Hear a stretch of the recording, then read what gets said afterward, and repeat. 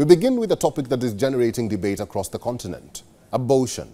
The legal and medical standards defined by the World Health Organization aim to improve access to safe abortion and are supported by numerous NGOs working in Africa. The abortion conversation in Africa is going in the opposite direction to the one in the United States. Experts say that legislation in countries such as Benin and South Africa is becoming more progressive. But there are exceptions. Is Africa becoming more liberal?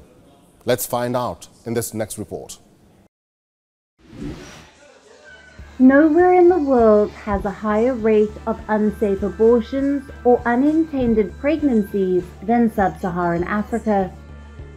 Women often face scorn for becoming pregnant before marriage. Efforts to legalize and make abortions safer in Africa were shaken when the US Supreme Court ended the right to abortion a year ago.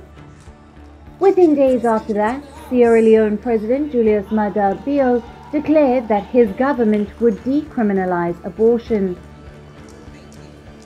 At the time in the world when sexual and reproductive health rights for the women are either being overturned or threatened, we are proud that Sierra Leone can once again lead with progressive reforms. The African Union 2 decades ago recognized the right to abortion in cases of rape and incest, or when the life of the mother or fetus is endangered, or the mother's mental or physical health is at risk. A growing number of countries have relatively liberal abortion laws.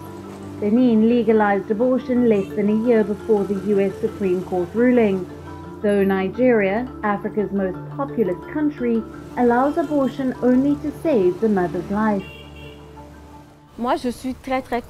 I'm very happy that from now on we can give this right back to the woman to autonomy over her body and to decide for herself. For a long time in our country, the women were subject to decisions taken by their husbands. Even doctors at times are forced to choose between the life of the mother or the life of the child. And I don't think that there are many on this earth, even in our most traditional families, many people who say, listen, sacrifice the mother and bring us the child.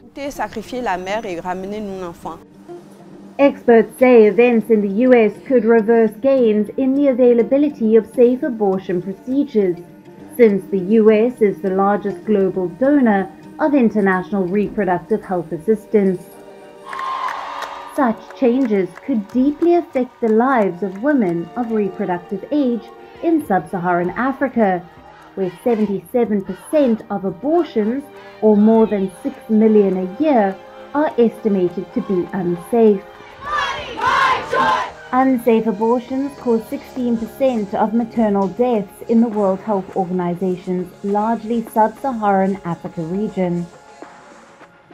Abortion opponents are especially outspoken in East Africa, where countries publicly wrestle with the issue of teen pregnancy, but offer little sex education and access to legal abortions in limited circumstances.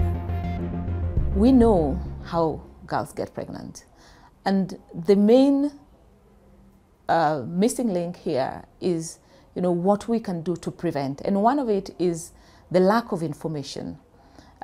We know that in Kenya there's no comprehensive sexuality education, and efforts have been put to try to adopt this, but the government has not adopted this, and so a lot of girls lack information on how to prevent unintended pregnancies. Some Catholic and other conservative organizations have criticized a section that would allow a woman to terminate a pregnancy in cases of rape, incest, or endangered health. Abortion providers are often harassed. A year ago, Kenya passed a national reproductive health policy that paid little attention to safe abortion care. In Uganda, one rights watchdog said the issue of abortion access is taboo, with advocates facing discrimination, even as some women resort to self-mutilation.